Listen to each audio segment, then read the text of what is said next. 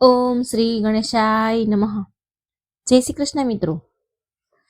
સંપૂર્ણ લક્ષ્મી પુરાણ આપણે આજે લક્ષ્મીજીની કથા સાંભળીશું. લક્ષ્મી પુરાણમાં વર્ણન થયેલ કથા મહિમા. જય મા લક્ષ્મી. ઓમ મહાલક્ષ્મી નમો નમઃ. ઓમ વિષ્ણુપ્રિયાય નમો નમઃ. ઓમ ધનપ્રદાય નમો નમઃ. ઓમ વિશ્વજનની નમો નમઃ.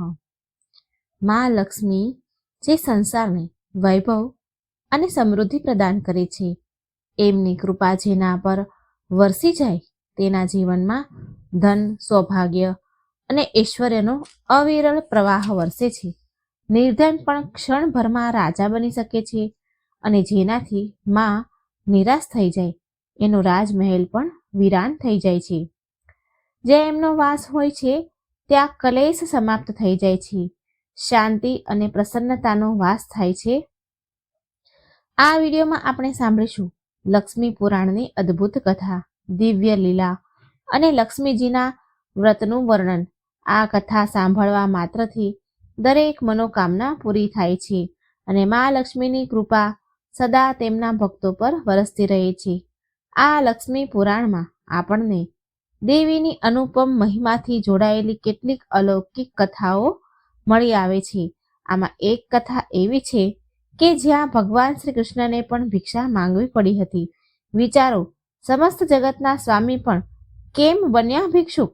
આટલું જ નહીં, પણ આ પુરાણમાં માતા લક્ષ્મીના 8 સ્વરૂપો એટલે કે અષ્ટલક્ષ્મીના દિવ્ય રહસ્યોનું વર્ણન મળી આવે છે. આની સાથે આમાં એ પણ બતાવવામાં આવ્યું છે કે મા લક્ષ્મી અને ગણપતિજીની એક સાથે પૂજા કેમ કરવામાં આવે છે.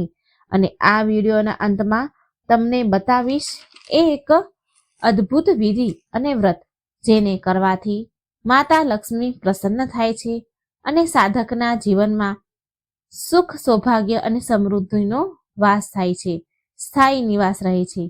તમને બધાને એક નાની એવી વિનંતી છે, જો તમે પણ મા લક્ષ્મીની કૃપા મેળવવા માંગો છો તો આ ચેનલને સબસ્ક્રાઈબ જરૂર કરી દેજો. વિડીયોને લાઈક કરજો જેથી મા લક્ષ્મીનો મહિમા વધુને વધુ લોકો સુધી પહોંચે. તો આવો શરૂ કરીએ મા લક્ષ્મીની પાવન કથા. મા લક્ષ્મીની ઉત્પત્તિ. એકવાર આરસી દુર્વાસા તેમના શિષ્યોની સાથે મહાદેવના દર્શન માટે શિવલોક જઈ રહ્યા હતા.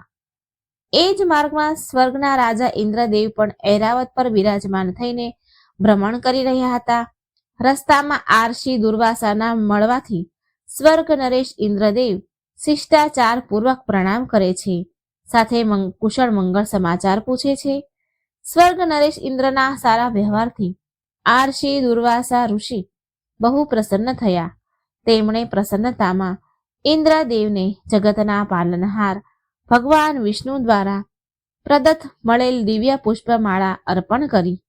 ઇન્દ્રદેવે એ પુષ્પમાળા ઐરાવતના મસ્તક પર સજાવી દીધી. હવે દિવ્ય પુષ્પનું સ્પર્શ પામીને ઐરાવત તેજસ્વી અને ઓજસ્વી થઈ ગયું. એ જ ક્ષણે બધું જ ત્યાગીને વન પ્રસ્થાન કરી ગયો. આ જોઈ આરસી દુર્વાસાનો ક્રોધની સીમા ન રહી. તેમણે એ જ ક્ષણે ઇન્દ્રને સ્ત્રી વિહીન થવાનો શ્રાપ આપી દીધો. આરસી દુર્વાસાના શ્રાપથી સ્વર્ગલોકમાંથી લક્ષ્મી ચાલ્યા ગયા. લક્ષ્મી વિહીન થઈ ગયા. સ્વર્ગલોકનું ઐશ્વર્ય ખોવાઈ ગયું. આનો લાભ ઉઠાવીને દૈત્યોએ સ્વર્ગ પર આક્રમણ કર્યું. આ યુદ્ધમાં દેવતાઓની પરાજય થઈ. સ્વર્ગ નરેશ ઇન્દ્રદેવ અન્ય દેવતાઓ સાથે બ્રહ્માજી પાસે પહોંચ્યા. આ સ્થિતિની જાણ થતાં બ્રહ્માજીએ ભગવાન વિષ્ણુ પાસે જવાની સલાહ આપી. જગતના પાલનહાર ભગવાન વિષ્ણુને પહેલાથી જ આ જાણ હતી કે આરસી દુર્વાસાના શ્રાપથી સ્વર્ગલોક લક્ષ્મી વિહીન થઈ ગયું છે. એ સમયે ભગવાન વિષ્ણુએ દેવતાઓને સમુદ્ર મંથન કરવાની સલાહ આપી. કાલાંતરમાં દૈત્યોની સહાયતાથી દેવતાઓએ સમુદ્ર મંથન કર્યું. ત્યાં સમુદ્ર મંથન મંદરાચલ પર્વત અને વાસુકી નાગની મદદથી કરવામાં આવ્યું. એ જ સમયે જગતના પાલનહાર ભગવાન વિષ્ણુએ કચ્છપ અવતાર લઈ મંદરાચલ પર્વતને પોતાની પીઠ પર ધારણ કર્યું. એવું કહેવામાં આવે છે એ સમયે મંદરાચલ પર્વતને પોતાની શક્તિ પર અહંકાર આવી ગયો હતો. માટે ભગવાન વિષ્ણુએ તેના અહંકારને સમાપ્ત કરવા માટે કચ્છપ એટલે કે કાચબાનો અવતાર લીધો. સમુદ્ર મંથનમાંથી 14 રત્ન સહિત મા લક્ષ્મીની ઉત્પત્તિ થઈ. એ જ સમયે અમૃત કળશ પણ પ્રાપ્ત થયો હતો. અમૃત પામીને દેવતાઓ અમર થઈ ગયા. ત્યારબાદ દેવતાઓ અને દાનવો વચ્ચે મહાભીષણ યુદ્ધ થયું. આ યુદ્ધમાં દાનવોની પરાજય થઈ. આ પ્રકારે સમસ્ત લોકમાં મા લક્ષ્મીનું પુનઃ આગમન થયું. મા લક્ષ્મી 4 ભુજાઓ વાળા દિવ્ય સ્વરૂપણી છે અને સદા કમળ પર બિરાજમાન છે. તેમના 2 હાથોમાં કમળ શોભે છે. મા લક્ષ્મી ત્રીજા હાથથી દાન આપે છે અને ચોથો હાથ સદા વર મુદ્રામાં રહે છે. આનો ગૂઢ મતલબ છે કે મા લક્ષ્મીની કૃપા નિરંતર તેમના સાધક પર વરસતી રહે છે. માતાના 8 અદ્ભુત સ્વરૂપ છે. મા લક્ષ્મીને અષ્ટલક્ષ્મી પણ કહેવાય છે. તેમનું વાહન ઘુવડ છે. પરંતુ શું તમે જાણો છો કે આ ઘુવડ વાહન મા લક્ષ્મીનું કેવી રીતે બન્યું? મહાલક્ષ્મી ક્ષીરસાગરમાં ભગવાન વિષ્ણુ સાથે શેષનાગની સૈયા પર બિરાજમાન રહેતા હતા. લક્ષ્મીજીનું વાહન સદા કમળ પુષ્પ રહ્યું છે, પરંતુ હજી સુધી તેમણે તેમનું વાહન નિશ્ચિત કર્યું ન હતું. ભગવાન વિષ્ણુ પાસે ગરુડ જેવું દિવ્ય પક્ષી હતું. ભગવાન શિવનું વાહન નંદી બળદ, માતા પાર્વતીને સિંહનું વાહન હતું, ઇન્દ્રદેવને ઐરાવત હાથીનું, કાર્તિકેયને મોરનું અને ગણેશજીને ઉંદરનું વાહન હતું. પોતાનું વાહન મા લક્ષ્મીએ હજી નક્કી કર્યું ન હતું. બધા દેવતાઓના વાહન નિશ્ચિત થઈ ગયા હતા. હવે પશુ પક્ષી પણ મનમાં ને મનમાં ઈચ્છતા હતા કે એ પણ કોઈ દેવતાનું વાહન બને, જેથી એનું જીવન પણ પવિત્ર થઈ જાય. બધા પક્ષીની દ્રષ્ટિ માતા લક્ષ્મી ઉપર હતી, કેમ કે એમનું વાહન હજી સુધી નક્કી થયું ન હતું. દેવી લક્ષ્મીએ હસીને કહ્યું, જે દિવસે હું પૃથ્વી પર ઉતરીશ એ સમયે જે સૌથી પહેલા મારી પાસે પહોંચી જશે એ જ મારું વાહન બની જશે. હવે શું? બધા પશુ પક્ષી ઉત્સુકતાથી દેવીના આગમનની વાટ જોવા લાગ્યા. દરેક વિચારી રહ્યા હતા કે તે સૌથી પહેલા મા લક્ષ્મી સુધી પહોંચશે. સમય વીત્યો અને એક દિવસ એક ઘડી પણ આવી ગઈ. અડધી રાતનો સમય હતો. અંધકાર ખૂબ ગાઢ હતો. ચંદ્રમા વાદળોમાં છુપાયેલા હતા. એવામાં દેવી લક્ષ્મી તેમના દિવ્ય રૂપમાં પૃથ્વી પર અવતરિત થયા. ચારેય બાજુ સુનકાર હતો. અંધારી રાતમાં કોઈને કંઈ દેખાઈ રહ્યું ન હતું. હરણ, હાથી, ઘોડા, વન્ય પક્ષી સૂઈ ગયા હતા. એ અંધારામાં એક જીવ તેની તીક્ષ્ણ દ્રષ્ટિથી જોઈ રહ્યું હતું. એ હતું ઘુવડ. ઘુવડની આંખો અંધારામાં પણ ચમકી રહી હતી. તેને દૂરથી જ ઓળખી ગયું કે દેવી લક્ષ્મી સ્વયં પૃથ્વી પર અવતરિત થઈ રહ્યા છે. પછી વાર કર્યા વિના ઘુવડ તેની પાંખો ફેલાવીને અતિ વેગેથી ઉડતું માતા લક્ષ્મીના ચરણોમાં પહોંચી ગયું. મા લક્ષ્મી હસ્યા અને બોલ્યા કે તું સૌથી પહેલા મારી પાસે પહોંચ્યું છે, માટે તું મારું વાહન બનીશ. મારું વાહન આજથી તું કહેવાઈશ. આવી રીતે ઘુવડ મા લક્ષ્મીનું વાહન બન્યું. હવે મિત્રો ચાલો સાંભળીએ માતા લક્ષ્મીના 8 અદ્ભુત સ્વરૂપ વિશે, અષ્ટલક્ષ્મી વિશે વિસ્તારથી જાણીએ. મા લક્ષ્મીના દરેક સ્વરૂપનો મહિમા અપરંપાર છે. મા લક્ષ્મીનું દરેક રૂપ વિભિન્ન કામના પૂરી કરે છે. મા લક્ષ્મીના દરેક રૂપની પૂજા કરવાથી વ્યક્તિને અસીમ ધન સંપત્તિ અને ધનની પ્રાપ્તિ થાય છે. તો નંબર 1 માં આદિલક્ષ્મી એટલે કે મહાલક્ષ્મી. અષ્ટલક્ષ્મીના મહિમા આપણે પહેલા નંબરમાં સાંભળીએ આદિલક્ષ્મી મહાલક્ષ્મી વિશે. મહાલક્ષ્મીનો પહેલો અવતાર છે આદિલક્ષ્મી. આને મહાલક્ષ્મી પણ કહેવાય છે. મહાલક્ષ્મી આરસી ભૃગુની દીકરીના રૂપમાં છે. શ્રીમદ દેવી ભાગવત પુરાણ કથા અનુસાર મહાલક્ષ્મીએ જ ત્રિદેવને પ્રગટ કર્યા છે અને એમનાથી જ મહાકાળી અને મહાસરસ્વતીએ અવતાર લીધો. જીવજંતુઓને પ્રાણ પ્રદાન કરવાવાળી આદિ લક્ષ્મી જ મહાલક્ષ્મીથી જ જીવનની ઉત્પત્તિ થઈ છે. આ માતા જ સૌભાગ્ય લક્ષ્મી પણ છે અને આ જ વૈભવ લક્ષ્મી પણ છે. પરણેલી સ્ત્રી જો મહાલક્ષ્મીને સિંદૂર અર્પણ કરે અને પછી પોતે લગાવે તો આનાથી એને સદા સુહાગન રહેવાનો આશીર્વાદ મળે છે. જો તમે નિયમિત તમારા ઘરે મહાલક્ષ્મીની પૂજા કરો છો તો તમારા ઘરે ધન ધાન્યની કમી નથી રહેતી. બીજા નંબરમાં છે ધનલક્ષ્મી. ધનલક્ષ્મી જીવનમાં ધન અને યશની પ્રાપ્તિ માટે નિયમિત ધનલક્ષ્મીના રૂપમાં પૂજા કરવી જોઈએ. ધન અને યશની પ્રાપ્તિ માટે નિયમિત રૂપથી ધનલક્ષ્મીજીના સ્વરૂપની પૂજા કરવી જોઈએ. દેવી લક્ષ્મીનું આ સ્વરૂપ સમાજમાં કીર્તિ અપાવે છે. ધનલક્ષ્મીને પ્રસન્ન કરવા માટે શંખ, કોડી, કમળનું ફૂલ, મખણા, પતાશા, ખીર અને ગુલાબ ઇત્તર વગેરે અર્પણ કરવા જોઈએ. ત્રીજા નંબરમાં છે ધાન્યલક્ષ્મી. ધાન્યનો અર્થ છે અનાજ. ધાન્યલક્ષ્મી અનાજની દાત્રી છે. આ માને માં અન્નપૂર્ણાનું સ્વરૂપ પણ માનવામાં આવે છે. આ દેવી અન્ન સ્વરૂપમાં બિરાજમાન છે. ધાન્યલક્ષ્મીને પ્રસન્ન કરવાનો સૌથી સરળ ઉપાય છે કે ક્યારેય અન્નની બરબાદી ન કરવી, બગાડ ન કરવું. જે ઘરમાં અન્નનો અનાદાર નથી થતો ત્યાં અન્નના ભંડાર હંમેશા ભર્યા રહે છે. ચોથા નંબરમાં છે ગજલક્ષ્મી. માં ગજલક્ષ્મી કમળના ફૂલ પર હાથી પર બિરાજમાન છે. આ માતાને કૃષિ અને ઉર્વરતા એટલે કે ખેતીના દેવી કહેવાય છે. આ માતાએ ગજલક્ષ્મી માતાએ ભગવાન ઇન્દ્રને સાગરના ગાઢ ઊંડાણમાંથી શ્રીવિહીન થઈ ગયા હતા તો તેને મેળવવામાં મદદ કરી હતી. માતા ગજલક્ષ્મીએ આ માતાને રાજલક્ષ્મી પણ કહેવાય છે, કેમ કે આ માતા રાજ્ય અને રાજને સમૃદ્ધિ પ્રદાન કરનારી છે. પાંચમા નંબરમાં છે સંતાનલક્ષ્મી. સંતાનલક્ષ્મીમાં લક્ષ્મીનું પાંચમું સ્વરૂપ છે. આ સંતાનલક્ષ્મી માતા બાળકો અને ભક્તોને લાંબી ઉંમર પ્રદાન કરે છે. શ્રીમદ દેવી ભાગવત પુરાણ અનુસાર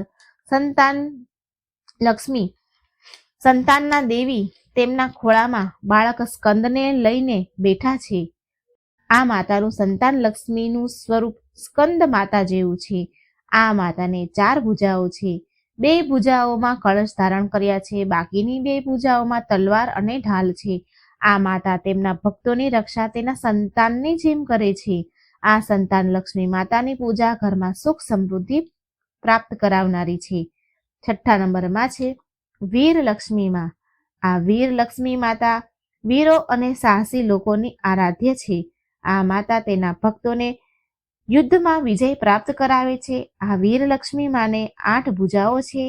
આ માતાએ અલગ અલગ હાથમાં અસ્ત્ર શસ્ત્ર ધારણ કર્યા છે. અલગ અલગ રીતે વીરલક્ષ્મી માતા વ્યક્તિને સૌભાગ્ય અને સમૃદ્ધિ પ્રાપ્ત કરાવે છે. 7મા નંબરમાં છે વિજયાલક્ષ્મી માતા. વિજયાનો અર્થ છે જીત. આ દેવીનું સ્વરૂપ જીતનું પ્રતીક છે. આ માને જયાલક્ષ્મી પણ કહેવાય છે. આ માતાને જયાલક્ષ્મી પણ કહેવાય છે. માં વિજયાલક્ષ્મીએ લાલ સાડી પહેરી છે, કમળ પર બેઠા છે. આ માને અષ્ટભુજા છે, જે વ્યક્તિને અભય પ્રદાન કરે છે. 8 નંબરમાં છે વિદ્યાલક્ષ્મી માતા. વિદ્યાલક્ષ્મી જ્ઞાનની દેવી છે. આ માનું આ રૂપ આપણને જ્ઞાન, કળા અને વિજ્ઞાનની શિક્ષા પ્રદાન કરે છે. માં વિદ્યાલક્ષ્મીએ સફેદ સાડી પહેરી છે. આ માનું સ્વરૂપ બ્રહ્મચારિણી માતાથી મળે છે, જે માં દુર્ગાનું રૂપ છે. આ માતાની પૂજા કરવાથી વ્યક્તિને શિક્ષા અને ક્ષેત્રમાં સફળતા અને જ્ઞાનની પ્રાપ્તિ થાય છે. તો પ્રિય ભક્તો, આ 8 લક્ષ્મીના સ્વરૂપોનું અષ્ટલક્ષ્મી સ્વરૂપનું વર્ણન હતું. પ્રિય ભક્તો, હવે સાંભળીએ અદ્ભુત કથા, જ્યાં સ્વયં ભગવાન શ્રી કૃષ્ણ માતા લક્ષ્મીના શ્રાપથી ભિક્ષુક બની ગયા હતા. એકવાર નારદ મુનિ અને પરાશર મુનિ ભ્રમણ કરતા એક નગરમાં પહોંચ્યા. એ દિવસે માગસર માસનો ગુરુવાર હતો. નગરનું દ્રશ્ય અદ્ભુત હતું. દરેક ઘર છાણથી લીપેલું હતું. દરવાજા પર લક્ષ્મીજીના ચરણ બનેલા હતા. સ્ત્રીઓ સ્નાન કરી નવા વસ્ત્ર ધારણ કરી રહી હતી. લોકો ઉલ્લાસથી ભરેલા હતા. બ્રાહ્મણથી લઈને ચાંડાલ નાતી સુધીના બધી જાતના લોકો સમાન રૂપથી લક્ષ્મી પૂજનમાં લાગેલા હતા. વાતાવરણ શંખ શહેનાઈના અવાજથી ગુંજી રહ્યું હતું.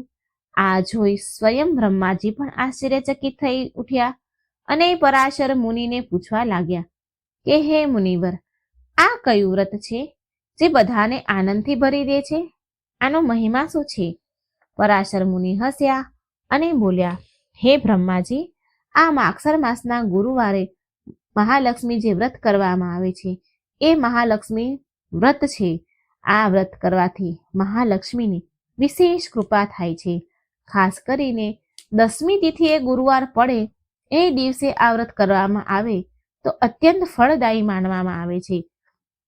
આ સાંભળી નારદ મુનિ બોલ્યા, હે મુનિવર, કૃપા કરી વિસ્તારથી કહો કે કોણ આ વ્રતને કરે છે અને શું ફળ મળે છે, અને જે લોકો આનું અપમાન કરે છે એનું શું થાય છે?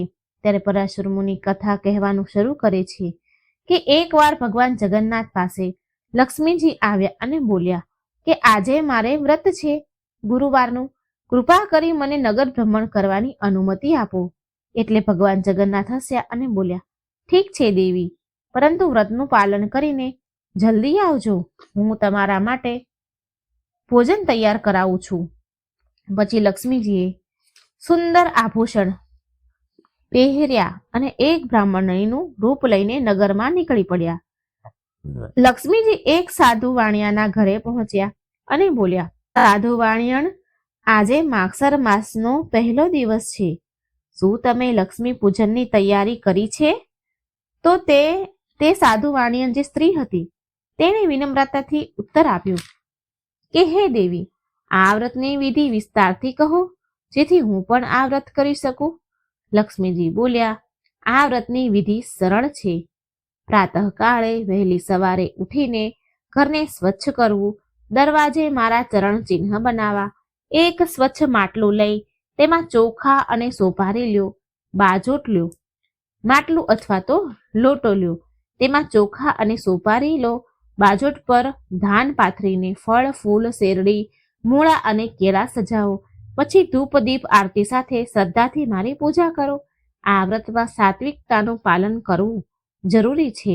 ગુરુવારે માંસાહારી ભોજન ન કરવું, વાસી ભોજન ન કરવું, તેલ ન લગાવવું, વાળ ન ધોવા અને તુલસી ન તોડવા, અશુદ્ધ ભોજન કરવું વર્જિત છે.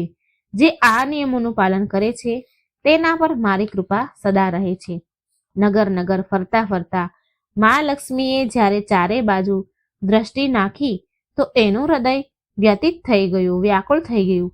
કેટલાક લોકો આળસમાં પડ્યા હતા તો કેટલાક ઘરના આંગણા ગંદકીથી ભર્યા હતા. કોઈ લોકો નગરમાં શુદ્ધ આચરણ વિના જીવન જીવતા હતા. બધી બાજુ તેમને લાપરવાહી અને અશુદ્ધતાનું દ્રશ્ય દેખાયું. માતાએ વ્યાકુળ થઈને વિચાર્યું કે જો મનુષ્ય સ્વચ્છતા અને નિયમોનું પાલન નથી કરતા તો હું આવા સ્થાન પર કેવી રીતે નિવાસ કરી શકું છું? જેના હૃદયમાં શ્રદ્ધા નથી ત્યાં મારો વાસ અસંભવ છે. આવા નિરાશા ભર્યા મન સાથે મા લક્ષ્મી આગળ વધ્યા અને અંતે એક નાના એવા ગામની વસ્તીમાં પહોંચ્યા. આ વસ્તી હતી ચંડાળોની. તો એક સ્ત્રી હતી, એક ચંડાળના ઘરે ગયા. તે ચંડાળ ભલે નીચી જાતિની હતી પણ તેનું મન અત્યંત પવિત્ર અને ભગવાન વિષ્ણુની ભક્તિથી ભરેલું હતું. વહેલી સવારે ઉઠી તે ચંડાળ સ્ત્રીએ ગાયનું છાણ લાવ્યું અને લીપ્યું, ઘરના દ્વારને લીપ્યું. ચારે બાજુ સુગંધ અને સ્વચ્છતા ફેલાઈ ગઈ. ચૂલો બનાવ્યો, કાચા ચોખા પકાવ્યા, દીવા પ્રગટાવ્યા અને આંગણામાં સુંદર રંગોળી બનાવી. તેણે ફળો, કંદમૂળ અને પ્રસાદને સજાવીને પૂરી શ્રદ્ધાભાવથી લક્ષ્મીનારાયણનું આવાહન કર્યું. તેની આંખોમાં આંસુ હતા અને 2 હાથ જોડીને બોલી, હે જગત જનની, હું નીચી જાતિની છું પણ મારું મન ભક્તિથી ભર્યું છે. મારું ઘર ભલે નાનું હોય પણ મારી ભાવના સાચી છે.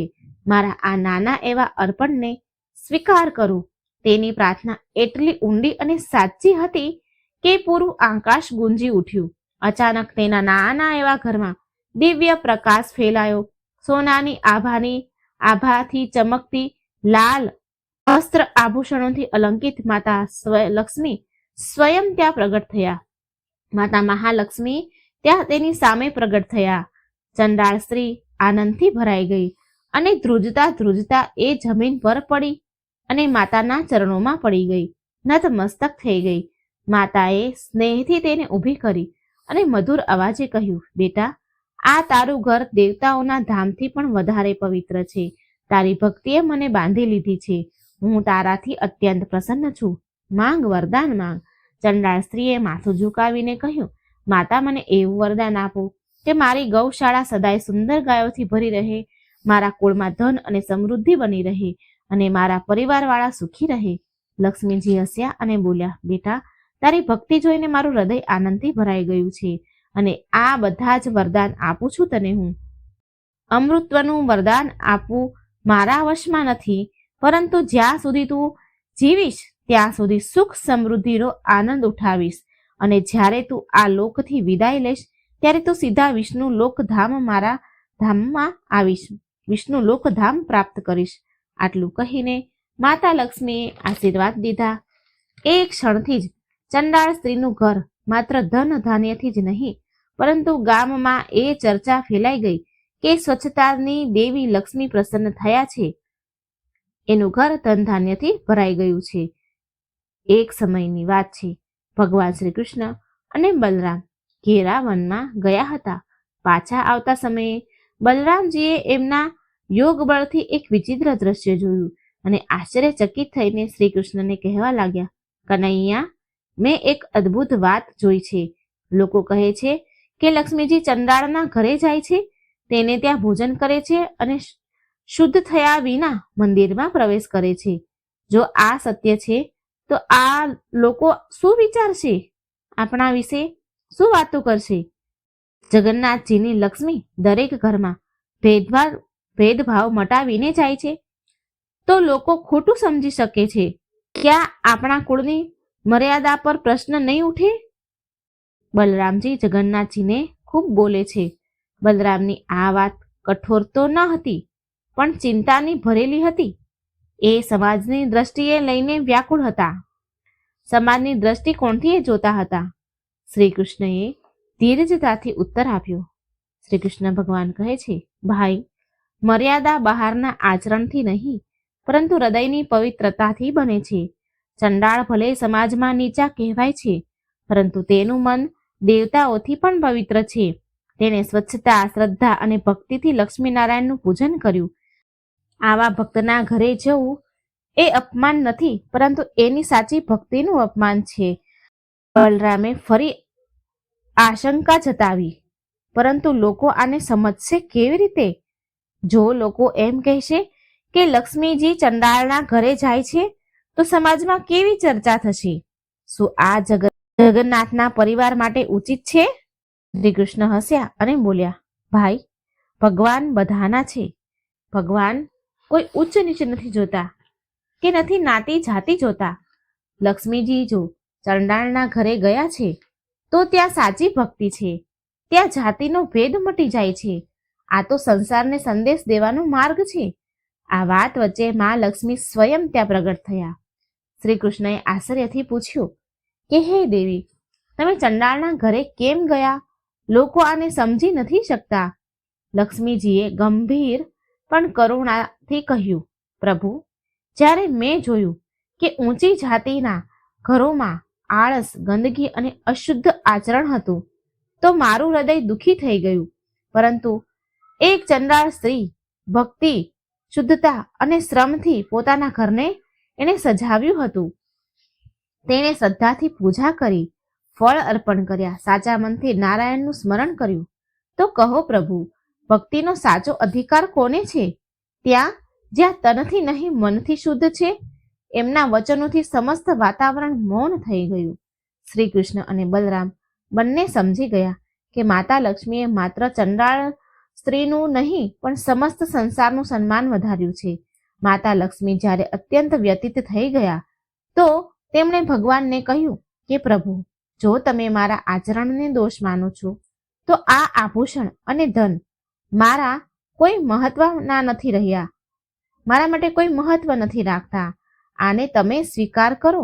હું કોઈ ભવ્યતા વિના સાધારણ સ્ત્રીની જેમ પ્રસ્થાન કરી રહી છું. પરંતુ જતા જતા એક વચન હું તમને આપતી જાઉં છું કે જ્યાં સુધી સ્ત્રીનું અપમાન થશે, જ્યાં સુધી સાચી ભક્તિને નીચી દેખાડવામાં આવશે, ત્યાં સુધી તમારા ઘરમાં દરિદ્રતા પ્રવેશ કરશે. જેમ સૂર્ય અને ચંદ્રમા એની ચાલ બદલે છે, એમ જ સમયનું ચક્ર તમને પણ દરિદ્રતાનો અનુભવ કરાવશે. 12 વર્ષ સુધી તમને ભોજન અને વસ્ત્ર સહજતાથી ઉપલબ્ધ નહીં થાય. અને ધ્યાન રહે પ્રભુ, જ્યાં સુધી એક સાધારણ ચંડાળ સ્ત્રી તમને અન્ન અને જળ પ્રદાન નહીં કરે, ત્યાં સુધી તમે બંને ભાઈ અંશ માત્ર પણ અન્નને સ્પર્શ નહીં કરી શકો. આ મારું વચન છે. આટલું કહીને મા લક્ષ્મીએ ઊંડો શ્વાસ લીધો અને મૌન થઈ ગયા. એમના દાસ દાસીઓ વિલાપ કરવા લાગ્યા, પણ માતાએ તેને ધીરજ આપી કે કેમ રડો છો? આ બધી તો લીલા છે. સમય આવવા પર બધું જ ઠીક થઈ જશે. પછી માતા લક્ષ્મી નગરથી બહાર નીકળી ગયા અને એક નિર્જન સ્થાન પર જઈને ચિંતન કરવા લાગ્યા. તેના મનમાં વિચાર ઉઠ્યો કે જો હું મારા પિતાના ઘરે ચાલી જઈશ તો પ્રભુ જગન્નાથ મને પાછા આવીને લઈ જશે અને મારો શ્રાપ નિષ્ફળ થઈ જશે. માટે મારે કોઈ બીજો રસ્તો કરવો પડશે. પછી લક્ષ્મીજીએ ભગવાન વિશ્વકર્માનું સ્મરણ કર્યું. સ્મરણ માત્રથી વિશ્વકર્મા પ્રગટ થયા અને બોલ્યા, માતા, આદેશ આપો, હું તમારી સેવામાં હાજર છું. લક્ષ્મીજી બોલ્યા, હે વિશ્વકર્માજી, મારા માટે એક અદ્ભુત નગરનું નિર્માણ કરો જ્યાં હું થોડો સમય નિવાસ કરી શકું. વિશ્વકર્માએ 3 કોશ દૂર એક ભવ્ય નગરનું નિર્માણ કર્યું. એ સુવર્ણ, હીરા, માણેકથી સુસર્જિત હતું. ભવન એટલું સુંદર હતું કે દેવતા પણ જોઈને ચકિત થઈ ગયા. કાર્ય પૂર્ણ કરી વિશ્વકર્મા વૈકુંઠ પાછા ગયા. ત્યારબાદ માતા લક્ષ્મીએ તેમના 8 વેતાળને આદેશ આપ્યો કે હવે તમે બધા શ્રી મંદિરમાં જાઓ અને સૌથી પહેલા રસોઈ ઘરમાં જઈને 13 પ્રકારના વ્યંજનો લઈ લો. ત્યારબાદ ભંડાર ઘરમાં બધી સંપત્તિ અહીં લઈ આવો. પણ ધ્યાન રાખો, કોઈ વસ્તુ છોડ્યા વિના રહેતા નહીં, બધું જ લઈ આવો. વેતાળોએ હાથ જોડીને કહ્યું, માતા, ત્યાં તો સ્વયં ભગવાન જગન્નાથ અને બલરામ ઉપસ્થિત છે. જો તેમણે જોઈ લીધા અમને તો અમે કેવી રીતે સફળ થઈશું? લક્ષ્મીજી હસ્યા અને બોલ્યા, ચિંતા ન કરો, હું નિંદ્રા દેવીને બોલાવીશ. એ બંને ભાઈઓ પર એવી ગાઢ નિંદ્રા નાખશે કે જેથી એ કંઈ જાણી નહીં શકે, એમને કંઈ જાણ નહીં થાય. વેતાળોએ માતાના આદેશનું પાલન કર્યું. જગન્નાથ અને બલરામ બંને ભાઈ ઊંડી નિંદ્રામાં સૂઈ ગયા. ત્યારે 8 વેતાળ મંદિર પહોંચ્યા. તેમણે રસોઈના બધા પકવાન ખાધા, વાસણોને એક જગ્યાએ ભેગા કર્યા અને પછી ભંડાર ઘરથી અસંખ્ય સંપત્તિ લાવીને માતા લક્ષ્મીના ચરણોમાં અર્પણ કરી. રાતના 16 પહોર સુધી વેતાળ આ કાર્ય કરતા રહ્યા. તેના પરિશ્રમથી મહાલક્ષ્મી અતિ પ્રસન્ન થયા અને માએ આશીર્વાદ આપતા કહ્યું કે તમે આજે મહાન કાર્ય કર્યું છે. હું તમને વરદાન આપું છું કે તમે વૈકુંઠ ધામ જઈ સદા સુખપૂર્વક નિવાસ કરો. લક્ષ્મીજી એકાંતમાં ચિંતન કરી રહ્યા હતા.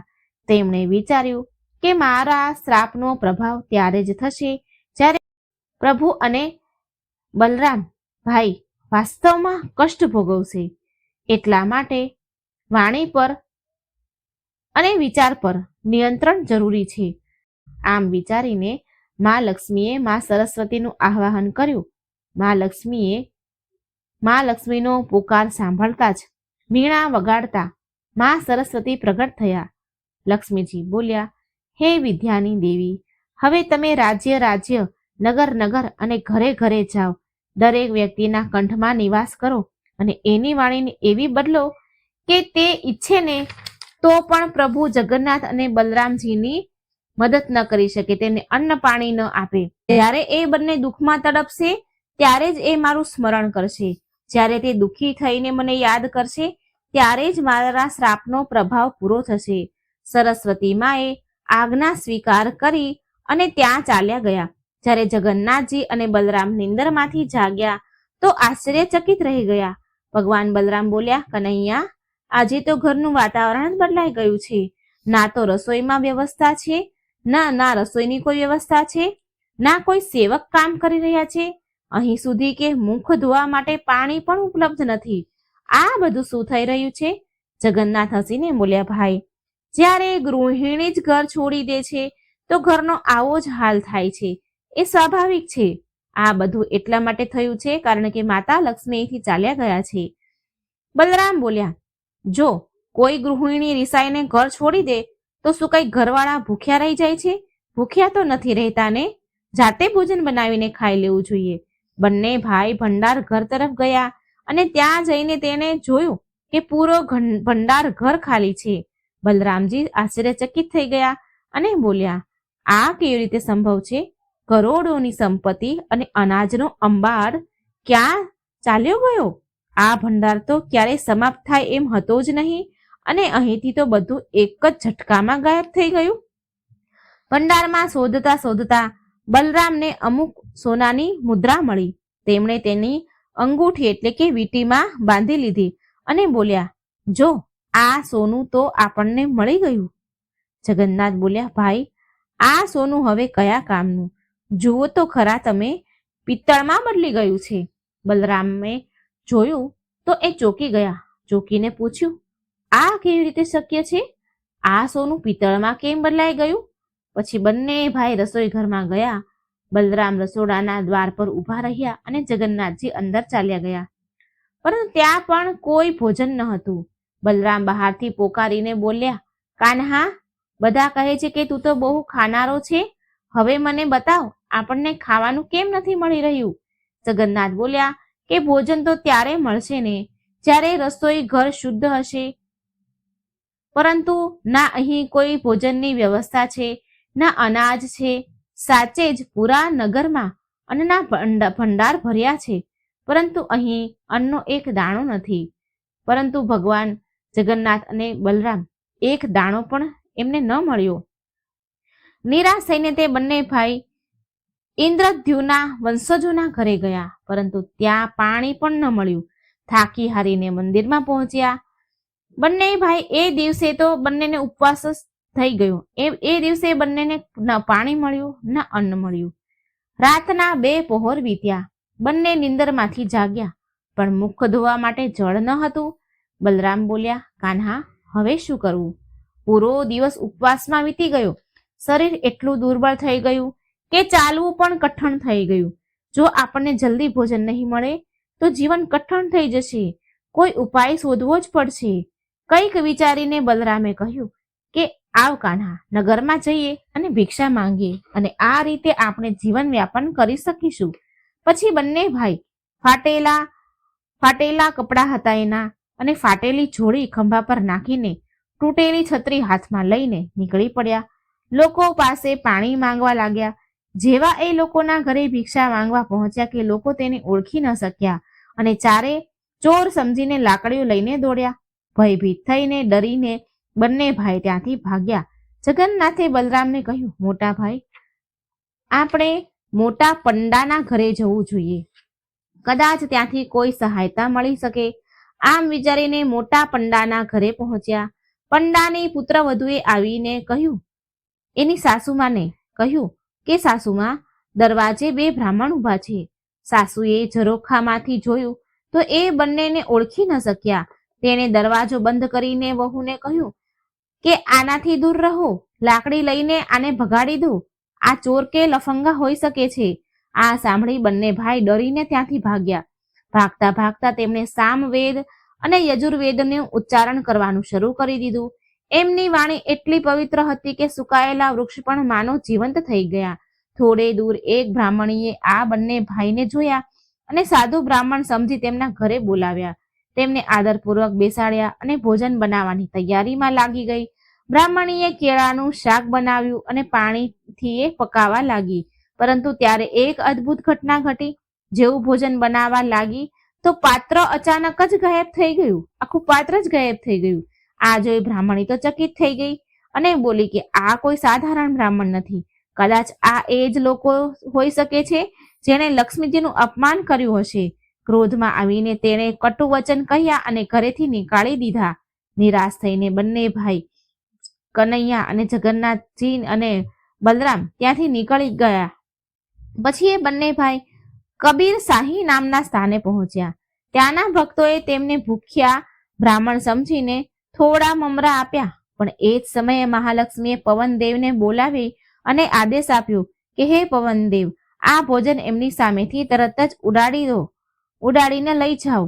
આદેશ મળતા જ પવનદેવે એક બહુ જોરદાર પવનનું ઝોકું માર્યું કે બધા જ મમરા ઉડી ગયા.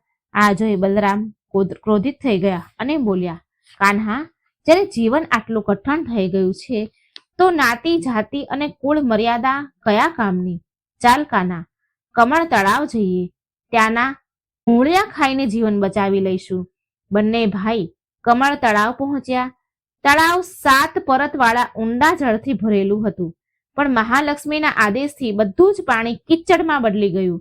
હવે ત્યાં પણ પાણી હતું નહીં, માટે ત્યાં પણ થાકી હારીને બંને ભાઈ આગળ ચાલ્યા અને એક યોગી મળ્યા. તેને જગન્નાથે એમને વિનંતી કરી. જગન્નાથે એ સાધુ મહારાજને વિનમ્રતાથી કહ્યું કે હે નાથ, કૃપા કરી તમારા પાત્રમાંથી અમને થોડું ભોજન આપવું. યોગી સદાનંદ, જે રામકૃષ્ણના ભક્ત હતા, એ ગંભીર સ્વરમાં બોલ્યા, તમે બંનેએ મહાલક્ષ્મીનો અનાદર કર્યો છે. મારા પાત્રમાં જે દૂધ અને ખીર હતી એ પણ તમારા કારણે ગાયબ થઈ ગઈ છે. હવે તમને ક્યાંય ભોજન નહીં મળે. આ સાંભળી બંને ભાઈ નિરાશ થઈ ગયા. ત્યારે દેવી લક્ષ્મીએ સૂર્યદેવને આદેશ આપ્યો કે એટલો પ્રચંડ તાપ વરસાવું કે સમુદ્રના તટની રેતી બળવા લાગે. સૂર્યદેવે આજ્ઞા માની અને એટલો પ્રખંડ તાપ વરસાવ્યો કે સમુદ્રની રેતી પણ તપવા લાગી. જગન્નાથ થાકીને બોલ્યા, ભાઈ, હું આ તપેલી રેતીમાં ચાલી નથી શકતો, કોઈ બીજો ઉપાય વિચારવો પડશે. બલરામ બોલ્યા, કાન્હા, જલ્દી પગ ઉપાડો, અહીં ઊભા રહેવાનો કોઈ લાભ નથી. બંને ગમે તેમ કરીને સિંહ દ્વાર પર પહોંચ્યા. ત્યાં તેમણે જોરથી બૂમ પાડી, કોઈ છે? અવાજ સાંભળીને દાસીઓ બહાર આવી. બંને ભાઈની દશા જોઈ એ હસવા લાગી દાસીઓ અને બોલી કે આ ભિખારી કોણ છે? આને તો પહેલા ક્યારેય નથી જોયા. એક દાસીએ કઠોર સ્વરમાં કહ્યું, અમારી માતા જે ઘરેથી નીકળ્યા છે. શું તમે જ એ મોટા વ્યક્તિ છો? તરત જ અહીંથી ચાલ્યા જાઓ. બલરામ બોલ્યા, કાન્હા, અહીં પણ કોઈ સહારો ન મળ્યો, હવે શું કરવું? કંઈક વિચારીને બલરામે કહ્યું, ચલો પાછા જઈએ અને વિનમ્રતાથી ભોજન માંગીએ, પરંતુ આ વખતે કાન્હા તું પહેલા જજે અને માંગજે. જગન્નાથજીએ હા કહી અને સિંહદ્વાર પર ફરી પાછા પહોંચ્યા. ત્યાંના મંદિરની ભવ્યતા જોઈ એ ભાવ વિભોર થઈ ગયા. બલરામ બોલ્યા, કાન્હા, 5મા સ્વરમાં સામદેવનો પાઠ કરો. ત્યારે શ્રી જગન્નાથજીએ ઓમકારનું ઉચ્ચારણ કર્યું અને ચારેય વેદ, ઋગ્વેદ, સામવેદ, યજુર્વેદ અને અર્થવેદનું ગાન ગાયું. તેમની વાણીની ગુંજથી પૂરું બ્રહ્માંડ કંપી ઉઠ્યું. આ સાંભળી સિંહાસન પર બિરાજમાન માતા મહાલક્ષ્મી પ્રસન્ન થયા અને બોલ્યા, આજે મારા કરોડો જન્મના પાપ નષ્ટ થઈ ગયા. મારા ઘરે પ્રભુ સ્વયં પધાર્યા છે. તેમણે દાસીને કહ્યું કે જાઓ અને એ બ્રાહ્મણોને પૂછો કે તમને શું જોઈએ છે. દાસી દોડીને આવી અને વિનમ્રતાથી પૂછ્યું, હે વિદ્વાન બ્રાહ્મણો, તમે શું ઈચ્છો છો? જગન્નાથજી હસીને બોલ્યા, માતાને કહો કે અમને ભોજન પ્રદાન કરે. દાસીએ પાછા માતા પાસે આવીને સંદેશ આપ્યો. લક્ષ્મીજીએ દાસીને કહ્યું, પરંતુ આ કેવી રીતે શક્ય છે? આ તો ચંડાળનું ઘર છે. બ્રાહ્મણ અહીં ભોજન કેવી રીતે કરશે? છતાંય તે વિચારમાં ડૂબ્યા અને સમાધાન નીકાળ્યું. તેમણે નવી હાંડી અને 10 પ્રકારના ભોજન બનાવવાની સામગ્રી આપી. ચોખા, સરસવનું શાક, કાચા કેળા, બટેકા, રીંગણા, દૂધી, દહીં, દૂધ, ગોળ, ચણા, સરસિયાનું ઘી, આ બધું જ આપ્યું.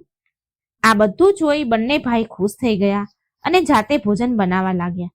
પરંતુ માતા લક્ષ્મીએ અગ્નિદેવને આદેશ આપ્યો કે અગ્નિ સળગે, લાકડા બળીને ભસ્મ થઈ જાય, ધુવાડો ખૂબ થાય, પણ પાણી ક્યારેય ઉકળે નહીં અને ભોજન તૈયાર થાય નહીં. આ ધ્યાન રાખજો. અગ્નિદેવી આજ્ઞા માની.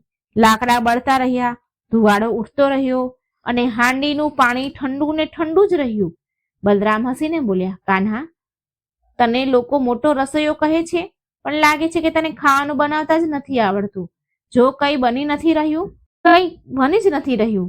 ક્રોધે ભરાઈને તેમણે સ્વયં કોશિશ કરી, બલરામજીએ કોશિશ કરી, પરંતુ જ્યારે કોઈ ભોજન બન્યું નહીં તો પગથી હાંડીને લાત મારી ગુસ્સેથી.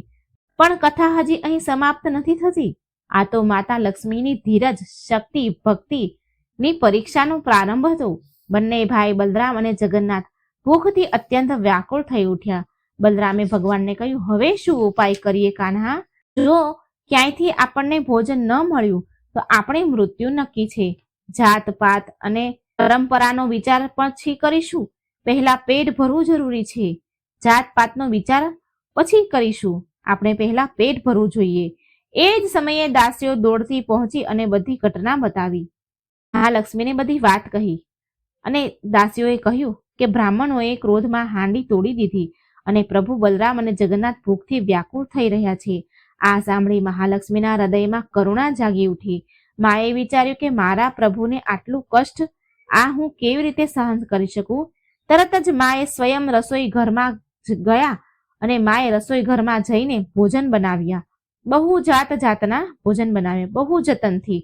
મહાલક્ષ્મીએ ચોખા, મગ દાળ, મીઠી મધુર ખીર, જાત જાતના શાકભાજી, જાત જાતના પકવાન બનાવ્યા. ખાટા મીઠા શાક, ગોળની મીઠાઈ, કેળાનું શાક, 3 પ્રકારની વિશેષ મીઠાઈ, પકવાન, દૂધ ઘીમાં પકાવેલી મીઠાઈ, બહુ બધું પ્રેમથી બનાવ્યું. સુગંધ પૂરા વાતાવરણમાં ફેલાઈ ગઈ, માનો કે સ્વયં સ્વર્ગનું અમૃત ધરતી પર ઉતરી આવ્યું. મહાલક્ષ્મીએ દાસીઓને આદેશ આપ્યો, બ્રાહ્મણોની સેવામાં જરા પણ કમી ન રહે. તેમને સ્નાન કરાવો, સુગંધિત જળ તૈયાર કરો, રેશમી વસ્ત્ર અને ગમછા આપો. એમને કોઈ પણ પ્રકારની અસુવિધા મહેસૂસ ન થાય. દાસીઓએ આદેશનું પાલન કર્યું. સ્નાન અને વસ્ત્ર ધારણ કર્યા બાદ બંને ભાઈ અત્યંત દિવ્ય અને પ્રસન્ન દેખાવા લાગ્યા. પણ બલરામના મનમાં શંકા થવા લાગી કે હે કાન્હા, આ ઘર અજીબ હોય એવું લાગે છે. માત્ર સ્ત્રીઓ જ દેખાઈ રહી છે, કોઈ પુરુષ નથી. આટલો આદર અને સત્કાર મને અસામાન્ય લાગી રહ્યું છે. આપણે અહીં વધારે વાર ન રોકાવું જોઈએ. પરંતુ ભગવાન જગન્નાથ હસ્યા અને બોલ્યા, ભાઈ, આજથી આ ઘરના સ્વામી આપણે જશું. ડરો નહીં ભાઈ, આપણને કોઈ કંઈ નહીં કરે, કોઈ નહીં રોકી શકે. બલરામ હિચકાતા અચકાતા રહ્યા, પણ કાન્હાએ સ્વયં હાથ પકડીને આસન પર બેસાડ્યા. ત્યારબાદ ભોજનની તૈયારી શરૂ કરવામાં આવી. દાસી તુલસી બ્રાહ્મણી થાળી લઈને આવી.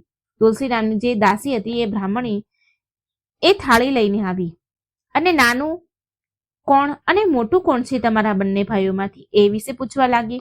બલરામ બોલ્યા કે શું તમને નથી ખબર કે મોટું કોણ છે? બ્રાહ્મણી બોલી કે પહેલા કહો કે મોટું કોણ છે, ત્યારે જ ભોજન પીરસવામાં આવશે. બલરામ બોલ્યા, હું મોટો છું, માટે પહેલી થાળી બલરામને પીરસવામાં આવે, મને પીરસવામાં આવે. બ્રાહ્મણીએ દાસીને તરત જ ભોજન આરંભ કરવા કહ્યું, પીરસવા કહ્યું.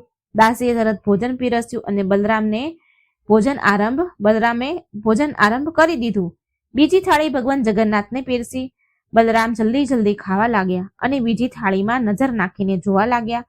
આ જોઈ બ્રાહ્મણી બોલી, તમે બંને ભાઈ ભૂખથી એટલા વ્યાકુળ છો કે તમને ઘરની મર્યાદાનું પણ ધ્યાન નથી રહ્યું? શું તમારા ઘરમાં પુત્ર અને વહુ નથી જે તમારી સંભાળ રાખે? ભોજન સમાપ્ત થયા બાદ બલરામે કહ્યું કે હે કાન્હા, શું તને નથી લાગતું કે આ ભોજન અવશ્ય મહાલક્ષ્મીના હાથોથી બન્યું છે? જગન્નાથ હસ્યા અને બોલ્યા, ભાઈ, લક્ષ્મી જેવી ગુણવાન વહુ બીજે ક્યાં મળશે? પણ આપણે જ તેને શ્રી મંદિરમાંથી નીકાળી દીધા. આ જ કારણ છે કે આપણને આટલું કષ્ટ ઉઠાવવું પડ્યું. પછી મહાલક્ષ્મીએ તેમના હાથોમાં વિશેષ પેંડા, ઓડિશાની પ્રસિદ્ધ મીઠાઈ પીરસી. ભગવાને પ્રસન્ન થઈને કહ્યું, ભાઈ, લક્ષ્મી મારી બધી ઈચ્છા જાણે છે. ભોજનના અંતમાં મીઠાઈ લાવી એ પણ એનો જ વિચાર છે. બંને ભાઈઓએ સંતોષપૂર્વક ભોજન કર્યું અને બહાર નીકળ્યા. અને બહાર નીકળતા જોયું કે મહાલક્ષ્મી ગવાક્ષ દ્વાર પર ઊભા છે. તેમણે દાસીને મોકલીને પૂછવાનું કહ્યું, જઈને કહો કે આ પંડા ભાઈ પરણેલા છે કે એમના ઘરમાં પુત્ર અને વહુઓ છે કે નહીં? તો દાસીએ આવીને બંને ભાઈને આ પ્રશ્ન પૂછ્યું. ભગવાન હસીને બોલ્યા કે આ બધું જાણવાનો પ્રયત્ન હમણાં ન કરો. પછી આપસમાં બલરામ અને જગન્નાથ ચર્ચા કરવા લાગ્યા કે આપણી પાસે વિવાહ માટે કોઈ સામગ્રી નથી, પણ જો લક્ષ્મી જેવી ગુણવાન વહુ આપણને ફરી મળી જાય તો આપણા દુઃખ મટી જાય. બલરામ બોલ્યા કે આપણે જ લક્ષ્મીને નારાજ કરી દીધા છે અને એ જ કારણે આજે આપણે કષ્ટ ભોગવી રહ્યા છીએ. ત્યારે દાસીએ પૂછ્યું કે શું આ બધું તમારી ગરીબીના કારણે છે? જગન્નાથે ઉત્તર દીધો નહીં. સાંભળો, જો કોઈ સ્ત્રી ઘરના યોગ્ય હોય તો એ ઘરને ઐશ્વર્યથી ભરી દે છે, પરંતુ સ્ત્રી અનઉચિત હોય તો વંશનો નાશ કરી દે છે. અમુક સ્ત્રી ઘરને સોના સમાન સજાવી દે છે, અમુક સ્ત્રી કલેશથી ઉજાડી દે છે ઘરને. ભગવાન જગન્નાથ અને બલરામ જ્યારે મહાલક્ષ્મીના ઘરે પહોંચ્યા તો મહાલક્ષ્મીએ એમનું સન્માન કર્યું. તેમણે સ્વયં જળ લાવીને આપ્યું, પ્રભુના ચરણ ધોયા, એ ચરણામૃતને તેના માથે લગાવ્યું અને 5 રંગના સુંદર ફૂલોથી પ્રભુની પૂજા કરી. પણ પૂજા બાદ મહાલક્ષ્મીનો સ્વર બદલી ગયો. માં બોલ્યા, હે પ્રભુ, તમે મને ચંડાળ કહીને અપમાનિત કરી છે અને પછી મારા ઘરે જ આવો છો. શું આ ઉચિત છે? હવે બંને ભાઈ ચંડાળ અને વેતાળ બની ગયા છે. તમારા મોટા વાયદા અને વચન બંને વ્યર્થ છે. તમારા આ ભાઈચારા અને વ્યવહાર પર ધિક્કાર છે. મહાલક્ષ્મીના કઠોર વચનોને સાંભળીને ભગવાન જગન્નાથ મૌન રહ્યા. તેમણે કઈ જવાબ ન આપ્યો. થોડી વાર બાદ તેમણે શાંતિથી જવાબ આપ્યો કે હે જગત જનની, હવે આ માન અપમાનને છોડી દો. આ સંપૂર્ણ સૃષ્ટિ તમારી શક્તિ અને કૃપાથી ચાલે છે. કૃપા કરી મારી સાથે ચાલવા માટે તૈયાર થઈ જાઓ.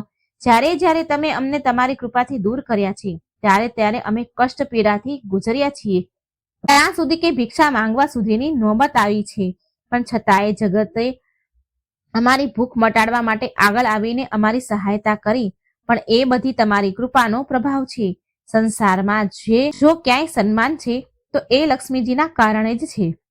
પછી ભગવાન જગન્નાથે વરદાનની ઘોષણા કરી, જે કોઈ ગુરુવારના દિવસે આ પુરાણને સાંભળશે એના જન્મ જન્માંતરના પાપ નષ્ટ થઈ જશે. લક્ષ્મી પૂજાના દિવસે જે સ્ત્રી આ કથાને ગાઈને સંભળાવે છે એ આ જન્મમાં પતિવ્રતા બનીને વૈકુંઠ ધામને પ્રાપ્ત કરે છે. અને જે સ્ત્રી આ કથા બીજાને સંભળાવે છે એના પુણ્યનું અનુમાન લગાવવું અસંભવ છે. આ કહીને પ્રભુએ લક્ષ્મીજીનો હાથ પકડ્યો અને બોલ્યા, તમારું આ વરદાન યુગો યુગો સુધી સત્ય રહેશે. હવે ચાહે બ્રાહ્મણ હોય કે ચંડાળ, બધાને ભોજન મળશે અને બધાને આ નિયમ માનવો પડશે કે ભોજન કર્યા બાદ હાથ ધોવા અનિવાર્ય છે. આ જ ધર્મ હશે અને આ જ વ્યવસ્થા. ત્યારબાદ ભગવાન જગન્નાથ મોટા મંદિર તરફ આગળ વધ્યા. જેવા ચાંદ તેની ચમક સાથે આકાશમાં ઉગ્યા, પૂરા બ્રહ્માંડે એક અદ્ભુત દ્રશ્ય જોયું. સ્વયં ઇન્દ્રદેવ અને બ્રહ્મા સહિત બધા જ પ્રભુના ગુણ ગાવા લાગ્યા. પ્રભુના ગુણ ગાતા કરતા એમનું સ્વાગત કરવા લાગ્યા. વરુણદેવ અને કુબેરદેવ વેદોનો હાથમાં લઈને નૃત્ય કર્યું. અપ્સરાઓ રત્ના, ઉર્વશી, મેનકા, ચિત્રલેખા અને તુલસી માલા બધા દેવતાઓની સ્તુતિમાં નૃત્ય કરવા લાગ્યા. પૂરું આકાશ ભક્તિ અને આનંદથી ગુંજી ઉઠ્યું. ત્યારબાદ જગન્નાથ મંદિરમાં મહાલક્ષ્મી અને પ્રભુની પૂજા બહુ ધામધૂમથી થઈ. ભક્તોએ શ્રદ્ધા અને પ્રેમથી એમનું સ્વાગત કર્યું. લક્ષ્મીજીની ઉપસ્થિતિથી દરેક ભક્તનું જીવન ધન્ય થઈ ગયું અને એમના ઘરોમાં સુખ સમૃદ્ધિનો વાસ થયો. હવે આપણે અત્યંત પાવન કથા સાંભળવાના છીએ. કેમ માતા લક્ષ્મી અને ગણપતિજીની પૂજા સાથે કરવામાં આવે છે. તો જોડાયેલા રહેજો મારી સાથે વિડીયોમાં. અંતમાં તમને દિવ્ય વ્રત અને તેની અદ્ભુત વિધિ બતાવવામાં આવશે, જે કરવા માત્રથી મા લક્ષ્મી સમસ્ત મનોકામના પૂરી કરે છે. ત્રિલોકમાં એકવાર દેવતાઓની બહુ મોટી સભા થઈ. બધા દેવગણ પોતપોતાના વૈભવ અને ગુણોના વર્ણન કરી રહ્યા હતા. ઇન્દ્ર બોલ્યા, મારી પાસે ઐરાવત હાથી છે, સ્વર્ગલોકની અપ્સરાઓ છે, અસંખ્ય રત્ન અને દિવ્ય મહેલ છે. વરુણદેવ બોલ્યા, મારી પાસે અનંત જળધારા, સમુદ્રનું સામ્રાજ્ય અને મોતી મણિઓના ખજાના છે. શિવજી હસીને બોલ્યા, મારું વાહન નંદી છે, કૈલાશ મારું ધામ છે અને મારો પુત્ર કાર્તિકેય અને ગણેશ સમસ્ત લોકના આરાધ્ય છે. ત્યાં ઉપસ્થિત બધા દેવતા પોતપોતાના સંતાનોનો ઉલ્લેખ કરીને ગર્વથી ખીલી ઉઠ્યા. પણ જ્યાં લક્ષ્મીજીનો વારો આવ્યો તો બધા બોલ્યા, લક્ષ્મીજી તો બધી જ સંપત્તિની અધિષ્ઠાતી દેવી છે, પરંતુ એમને કોઈ પુત્ર નથી. આ સાંભળી લક્ષ્મીજીનું હૃદય વ્યાકુળ થઈ ગયું, દુઃખી થઈ ગયું. એ વિચાર કરવા લાગ્યા કે હકીકતમાં મારી પાસે અનંત ધન છે, સુવર્ણ રત્નોના ભંડાર છે, પરંતુ માતૃત્વનું સુખ નથી. ધનથી સંસારને પ્રસન્ન કરી શકો છું, પરંતુ મા બનવાનું સૌભાગ્ય મારાથી દૂર છે. શું મારું જીવન અધૂરું રહી જશે?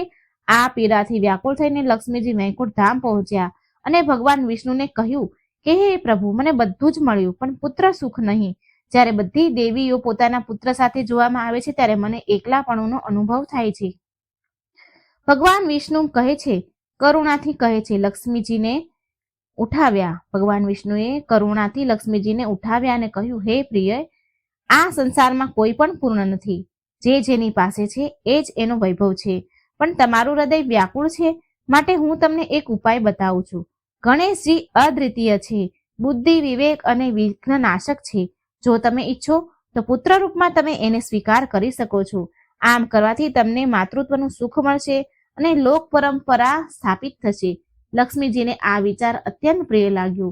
મા લક્ષ્મીએ સંકલ્પ કર્યો કે તે ગણેશજીને પુત્ર રૂપમાં સ્વીકાર કરશે. મા લક્ષ્મી કૈલાસ પર્વત પર પહોંચ્યા, જ્યાં શ્રી ગણેશ એમના ભક્તોને આશીર્વાદ આપી રહ્યા હતા. માતા લક્ષ્મીએ વિનમ્રતાથી તેમની પાસે જઈને કહ્યું, વત્સ ગણેશ, મેં તમને મારો પુત્ર માનવાનો નિર્ણય કર્યો છે. મારા જીવનમાં માતૃત્વનો અભાવ છે. જો તમે મારો ખોળો ભરી દો તો મારા માટે સૌથી મોટું સૌભાગ્ય હશે. માતા, આપ સ્વયં જગત જનની છો. શ્રી ગણેશ બોલ્યા, માતા, તમે સ્વયં જગત જનની છો. તમારો આશીર્વાદ જ મારા માટે બહુ છે. પરંતુ જો તમે મને પુત્ર રૂપમાં સ્વીકાર કરવા માંગો છો તો મારી એક શરત છે.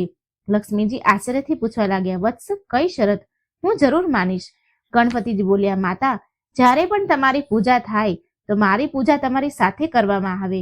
કેમ કે માત્ર ધનની આરાધના થશે અને બુદ્ધિનો સંગ નહીં હોય તો એ ધન અહંકાર, ભોગ અને પતનનું કારણ બનશે.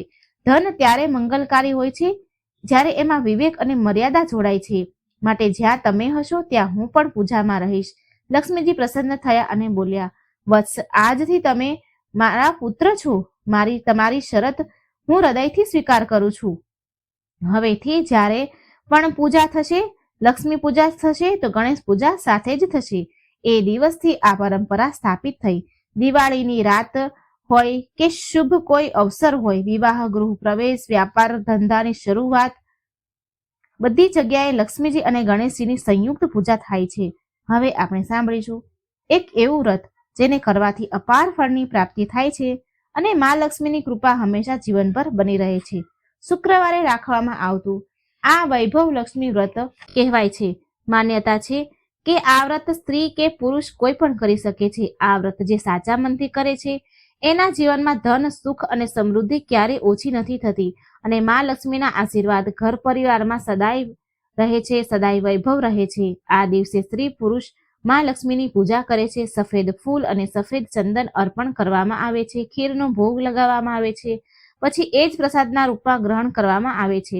ઉપવાસ કરનારે માત્ર એક સમય ભોજન કરવું જોઈએ. કહેવાય છે, જે ભક્ત વૈભવ લક્ષ્મી વ્રત સાથે લક્ષ્મી યંત્રની સ્થાપના કરે છે, તેની નિયમિત પૂજા કરે છે, એને વ્યાપારમાં પ્રગતિ અને ધનમાં વૃદ્ધિ થવાનો આશીર્વાદ મળે છે. હવે આપણે સાંભળીએ વૈભવ લક્ષ્મી વ્રતની કથા. એક ઘણું મોટું શહેર હતું. આ શહેરમાં લાખો માણસો રહેતા હતા. પહેલાના જમાનામાં માણસો એકબીજાની સાથે રહેતા અને બેસતા, પણ નવા જમાનામાં માણસોનો સ્વભાવ કંઈક જુદો છે. આ શહેરના માણસો સૌ પોતપોતાના કામમાં ગુલતાન હતા. કુટુંબના માણસોને પણ કોઈ કોઈની પડી ન હતી. ભજન, કીર્તન, ભક્તિ, પરોપકાર, દયા, માયા આવા સંસ્કાર ઓછા થઈ ગયા હતા. શહેરમાં બદીઓનો પાર ન હતો. દારૂ, જુગાર, રેસ, સટ્ટો, વ્યભિચારી, ચોરી વગેરે ગુનાઓ શહેરમાં થતા હતા. કહેવત છે કે હજારો નિરાશામાં એક અમર આશા છુપાઈ છે. તમે આટલી બધી બદીઓ છતાં શહેરમાં કોઈ સારા માણસો તો પણ રહેતા હતા. આવા સારા માણસોમાં શીલા અને તેના પતિનો સંસાર ગણાતો હતો. શીલા ધાર્મિક વૃત્તિ અને સંતોષી હતી. તેનો પતિ પણ વિવેકી અને સુશીલ હતો. શીલા અને તેનો પતિ ઈમાનદારીથી જીવતા હતા. તેઓ કોઈની નિંદા કુટલી કરતા ન હતા. પ્રભુ ભજનમાં સુખીથી સમય પસાર કરતા હતા. એમનો સંસાર આદર્શ સંસાર હતો અને શહેરના લોકો એમના સંસારના વખાણ કરતા હતા. શીલાનો સંસાર આવી રીતે સુખમાં ચાલી રહ્યો હતો, પણ કહ્યું છે ને કે કર્મની ગતિ ન્યારી છે. વિધાતાએ લખેલા લેખ કોઈ વાંચી શક્યું નથી. માણસનું ભાગ્ય ઘડીમાં રાજાને રંગ અને રંગને રાજા બનાવી દે છે. શીલાના પતિના આગલા જન્મના કર્મ ભોગવવાના બાકી હશે. તે તેને નબળી સોબત પર લઈ ગયા અને તેને નબળી સોબત થઈ ગઈ અને કહ્યું કે સોબત તેવી અસર એ ન્યાય તેને રાતોરાત કરોડપતિ થવાના સપના દેખાડવા માંડ્યા. નબળી સોબતના કારણે રાતોરાત કરોડપતિ થવાના એ સપના જોવા માંડ્યું. આથી તે અવળે ધંધે ચડી ગયો અને કરોડપતિ થવાને બદલે રોડપતિ બની ગયો. રસ્તે રખડતા ભિખારાઈ જેવી હાલત થઈ ગઈ. શહેરમાં દારૂ, જુગાર, રેસ, સટ્ટો, ચરસ, ગાંજો વગેરે બધી ખરાબ આદતો હતી, બંદીઓ હતી, બરાબર ફૂલી ફાલી હતી. તેમાં શીલાનો પતિ પણ ફસાયો.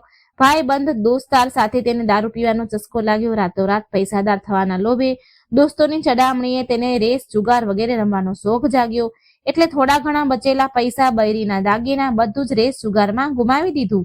આમ એક સમય એવો હતો કે સુશીલ પત્ની શીલા સાથે આનંદ કિલ્લોલથી રહેતો હતો અને પ્રભુજનમાં સુખ સમય પસાર કરતો હતો. તેને બદલે ઘરમાં દરિદ્રતા અને ભૂખમરો ફેલાઈ ગયો. ત્યાં સુખીથી ખાવા પીવાને બદલે તેને 2 ટક ભોજનના પણ ફાફા મળવા લાગ્યા અને શીલાને પતિની ગાળો ખાવાનો વખત આવ્યો. શીલા સુશીલ અને સંસ્કારી સ્ત્રી હતી. તેને પતિના વર્તનથી ખૂબ જ દુઃખ થતું, પણ તે ભગવાન પર ભરોસો રાખીને મોટું મન કરીને દુઃખ સહન કરવા લાગી. કહ્યું કે સુખ પછી દુઃખ અને દુઃખ પછી સુખ તો આવે જ છે, એટલે દુઃખ પછી સુખ આવશે. એવી શ્રદ્ધા સાથે પ્રભુ ભક્તિમાં લીન રહેવા લાગી. આ રીતે શીલા અસહ્ય દુઃખને સહન કરતા કરતા પ્રભુ ભક્તિમાં દિવસો પસાર કરતી. એક દિવસ બપોરે તેના બારણે આવીને કોઈ ઊભું રહ્યું. શીલા વિચાર કરવા લાગી કે મારું તો દુઃખ અને દરિદ્રનું ઘર છે, મારે ત્યાં કોણ આવ્યું આ વખતે? તેમ છતાં બારણે આવેલાને આદર કરવો આવા આર્ય ધર્મના સંસ્કારથી રંગાયેલી હોય તેણે ઊભા થઈને બારણું ઉઘાડ્યું. જોયું તો સામે એક માજી ઉભેલા હતા. માજી ઉંમરે મોટા દેખાતા હતા, પણ એમના ચહેરા પર અપાર તેજ નીતરતું હતું. એમની આંખોમાંથી જાણે અમૃત ઝરતું હતું. એમનો ભવ્ય ચહેરો કરુણા અને પ્રેમથી છલકાતો હતો. તેમને જોતા જ શીલાના મનમાં અપાર શાંતિ વળી. જોકે તે માજીને ઓળખતી ન હતી, છતાં માજીને જોતા જ તેના મનમાં આનંદ થઈ ગયું. તેણે માજીને આવકાર આપીને ઘરમાં બેસાડ્યા. એકમાત્ર રહેલી ફાટી તૂટેલી સાદડી પર સંકોચથી બેસાડ્યા. માજીએ કહ્યું, કેમ શીલા, મને ઓળખતી નથી કે શું? શીલાએ સંકોચથી કહ્યું, માં, તમને જોતા જ બહુ આનંદ થાય છે, શાંતિ લાગે છે. એમ થાય છે કે જાણે ઘણા દિવસથી તમને હું શોધતી હતી. તે તમે જ છો, પણ કઈ ઓળખાણ નથી પડી રહી. માજી હસીને કહ્યું, કેમ ભૂલી ગઈ? દર શુક્રવારે લક્ષ્મીજીના મંદિરમાં ભજન થાય છે, ત્યારે હું પણ ત્યાં આવું છું. ત્યાં દર શુક્રવારે આપણે મળીએ છીએ. પતિ અવળી લાઈને ચડી ગયો એટલે શીલા દુઃખી થઈ ગઈ હતી અને દુઃખને મારે લક્ષ્મીજીના મંદિરે પણ જતી ન હતી. બહાર લોકો સાથે ભળતા તેને શરમ આવતી હતી. તે યાદ કરવામાંથી પણ આ માજી તેને યાદ ન આવ્યા. આથી માજીએ કહ્યું, તું લક્ષ્મીજીના મંદિરમાં કેવા સરસ ભજન ગવડાવતી હતી, હમણાં તું દેખાતી નથી, એટલે મને થયું કે તું કેમ નથી આવતી, કઈ સાજી માંદી તો નથી ને? આમ વિચારીને હું તારા ખબર કાઢવા આવી છું. માજીના અતિ પ્રેમાળ શબ્દોથી શીલાનું હૃદય પીગળી ગયું. તેની આંખમાં આંસુ આવી ગયા. માજી આગળ ધ્રુસકે રડવા લાગી. આ જોઈ માજી તેની નજીક ગયા અને તેને હાથ ફેરવા લાગ્યા, સાંત્વનમાં આપવા માંડ્યા. માજીએ કહ્યું, બહેન, સુખ દુઃખ તો તડકા છાયા જેવા હોય છે. સુખ પછી દુઃખ, દુઃખ પછી સુખ તો આવ્યા જ કરે છે. તું હૈયે ધીરજ રાખ અને તારા દુઃખની વાત મને કહે. તારું મન હળવું થશે અને દુઃખનો કોઈ ઉપાય પણ મળી આવશે. માજીની વાત સાંભળીને શીલાના મનને શાંતિ થઈ. તેને માજીને કહ્યું, માં, મારા સંસારમાં ખૂબ સુખ અને આનંદ હતા. પતિ પણ સુશીલ હતા. ભગવાનની કૃપાથી પૈસે ટેકે પણ અમને સંતોષ હતો અને શાંતિથી અમે ખાઈ પીને ઈશ્વર ભક્તિમાં સમય પસાર કરતા હતા. પણ અમારું ભાગ્ય રૂઠ્યું હશે. તે મારા પતિને ખરાબ સંગત થઈ ગઈ છે અને ખરાબ સંગતને કારણે દારૂ, જુગાર, રેસ, સટ્ટો, ચરસ, ગાંજો વગેરે ખરાબ લતે ચડી ગયા છે. તેમણે બધું પાયમાલ કરી નાખ્યું અને અમે રસ્તાના ભિખારી જેવા થઈ ગયા છીએ. માજીએ કહ્યું, બહેન, સુખ પછી દુઃખ અને દુઃખ પછી સુખ તો આવ્યા કરે છે. વળી કહ્યું કે કર્મની ગતિ ન્યારી છે. દરેક માણસે કરેલા કર્મ તો ભોગવવા જ પડે છે. માટે તું ચિંતા ન કર. હવે તારા કર્મ ભોગવાઈ ચૂક્યા છે ને સુખનો દિવસ જરૂર આવશે. તું તો લક્ષ્મીજીની ભક્ત છો ને? માં લક્ષ્મીજી તો પ્રેમ અને કરુણાનો અવતાર છે. પોતાના ભક્તો પર એ હંમેશા દયા ભાવ રાખે છે. માટે ધીરજ રાખીને તું માં લક્ષ્મીનું વ્રત કર, એટલે સૌ સારાવાના થશે. માં લક્ષ્મીનું વ્રત કરવાથી વાત સાંભળીને શીલાના મોં પર ચમક આવી ગઈ. તેને પૂછ્યું, માં લક્ષ્મીનું વ્રત કેવી રીતે થાય એ મને કહો. હું એ વ્રત જરૂર કરીશ. માજીએ કહ્યું, બહેન, માં લક્ષ્મીનું વ્રત તો બહુ સહેલું છે. એને વરદ લક્ષ્મી પણ કહે છે, વૈભવ લક્ષ્મી વ્રત પણ કહે છે. આ વ્રત કરનારની તમામ મનોકામના પૂરી થાય છે અને સુખ સંપત્તિ અને યશ પ્રાપ્ત થાય છે, ધન પ્રાપ્ત થાય છે. આમ કહીને માજીએ વૈભવ લક્ષ્મી વ્રતની વિધિ કહ્યું, બહેન, વૈભવ લક્ષ્મી વ્રત આમ તો સીધું સાદું વ્રત છે, પરંતુ ઘણા લોકો આ વ્રત ખોટી રીતે કરે છે, એટલે તેનું ફળ મળતું નથી. ઘણા લોકો કહે છે કે સોનાના દાગીનાનું હળદર કંકુથી પૂજન કર્યું એટલે વ્રત થઈ ગયું, પણ એવું નથી. વ્રત તો હંમેશા વિધિપૂર્વક અને શાસ્ત્રીય રીતે જ કરવું જોઈએ, તો જ તેનું ફળ મળે. સોનાના દાગીનાનું પૂજન કરવાથી જ તેનું ફળ મળતું હોત તો બધા જ લાખોપતિ બની ગયા હોત આજે. સાચી વાત એ છે કે સોનાના દાગીનાનું વિધિ પ્રમાણે અને શાસ્ત્રીય રીતે પૂજન કરવું જોઈએ. વ્રતની ઉજવણી પણ વિધિસર શાસ્ત્રીય રીતે જ કરવી જોઈએ, તો જ આ વૈભવલક્ષ્મી વ્રતનું ફળ મળે છે. આ વ્રત દર શુક્રવારે કરવું. વ્રત કરનારે નાહી ધોઈ સ્વચ્છ કપડાં પહેરવા, મનમાં જય લક્ષ્મીમાં એમ બોલું, કોઈની નિંદા કરવી નહીં. દિયાબત્તી ટાણે હાથ પગ ધોઈને એક પાટલો ઢાળીને પૂર્વ દિશા તરફ મોં કરીને બેસવું. સામે પાટલો ગોઠવો, તેના પર ધોયેલા સ્વચ્છ રૂમાલ પાથરો, તેના પર ચોખાની નાની ઢગલી કરવી. તે ઢગલી પર પાણી ભરેલો તાંબાનો લોટો મૂકો, લોટા પર નાની વાટકી અને એક સોનાનો દાગીનો મૂકો. સોનાનો ન હોય તો ચાંદીની વસ્તુ, અને એ પણ ન હોય તો એક કોઈ રોકડો રૂપિયો મૂકી દેવો. પછી ઘીનો દીવો કરવો, અગરબત્તી કરવી. મા લક્ષ્મીના ઘણા સ્વરૂપ છે, વળી મા લક્ષ્મી શ્રી યંત્રથી રીઝે છે, એટલે વૈભવલક્ષ્મી વ્રત કરનારે પ્રથમ શ્રી યંત્ર અને શ્રી લક્ષ્મીજીના વિવિધ સ્વરૂપના સાચા હૃદયથી દર્શન કરવા. આ પુસ્તકમાં આગળ શ્રી યંત્ર અને મા લક્ષ્મીના વિવિધ સ્વરૂપોની છબીઓ આપી છે. ત્યાર પછી લક્ષ્મી સ્તવનનો પાઠ કરવો. ત્યાર પછી વાટકીમાં દાગીના કે રૂપિયાને હળદર કંકુ અને ચોખા ચઢાવી પૂજા કરવી અને લાલ રંગનું ફૂલ ચઢાવવું. સાંજે બનાવેલી કોઈ મીઠી વસ્તુ પ્રસાદમાં ધરવી. ન બનાવી હોય તો ગોળ અથવા સાકર ચાલે. પછી આરતી ઉતારવી અને 11 વાર સાચા હૃદયથી જય લક્ષ્મીમાં બોલું. પછી પ્રસાદ વહેંચવો. ત્યારબાદ વાટકીમાં દાગીનો કે રૂપિયો કાઢી લેવો. લોટાનું પાણી તુલસીના ક્યારે રેડી દેવું. ચોખા પક્ષીઓને નાખી દેવા ચણમાં. આમ શાસ્ત્રીય વિધિથી વ્રત કરવાથી તેનું ફળ અચૂક મળે છે. આ વ્રતના પ્રભાવથી સર્વ પ્રકારના દુઃખ દૂર થઈને ધનની રેલમછેલ થાય છે. સંતાન ન હોય તેને સંતાન પ્રાપ્તિ થાય છે. સૌભાગ્યવતી સ્ત્રીનું સૌભાગ્ય અખંડ રહે છે. કુંવારી કન્યાના કોડ પૂરા થાય છે. શીલા આ સાંભળી ખુશખુશ થઈ ગઈ. પછી પૂછ્યું, માં, મને વૈભવલક્ષ્મી વ્રતની વિધિ બતાવી તે હું જરૂર કરીશ. આ વ્રત કેટલા વખત કરવું અને તેનું ઉજવણું કેવી રીતે કરવું, કૃપા કરી મને કહું. માજીએ કહ્યું, ઘણા લોકો કહે છે આ વ્રત ગમે તેમ કરો, પરંતુ એ વાત સાચી નથી. વૈભવલક્ષ્મી વ્રત મા લક્ષ્મીનું વ્રત છે. તે 11 કે 21 શુક્રવાર સુધી કરવાનું હોય છે. આપ જેટલા શુક્રવારની માનતા માની હોય એટલા શુક્રવાર આ વ્રત કરવું.